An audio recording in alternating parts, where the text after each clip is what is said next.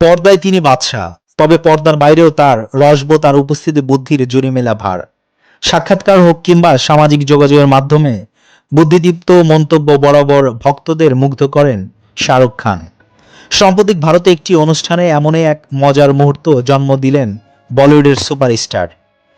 এক real estate প্রতিষ্ঠানের আয়োজিত অনুষ্ঠানে নিজের জনপ্রিয় কয়েকটি গান পারফর্ম করার পাশাপাশি দর্শকদের সঙ্গে খোলামেলা আড্ডায় মেতে ওঠেন শাহরুখ। অনুষ্ঠানে এক পর্যায়ে এক নারী ভক্ত হঠাৎ বলে বসেন, আমি আমার স্বামীর চেয়েও আপনাকে বেশি ভালোবাসি।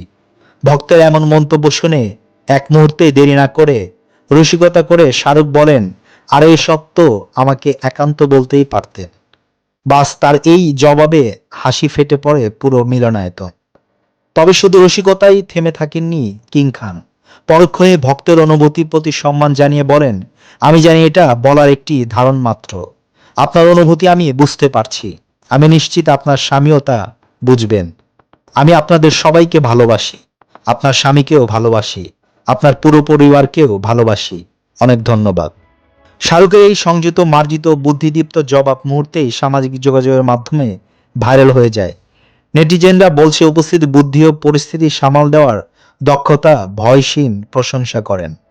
এদিকে কাজের ক্ষেত্রে ব্যস্ত সময় পার করছেন শাহরুখ খান। বর্তমানে চলছে তার নতুন অ্যাকশন ধর্মীয় সিনেমা কিং এর শুটিং। এ ছবির মধ্যেই বড় পর্দায় অভিষেক হতে যাচ্ছে তার মেয়ে সোনা খানের।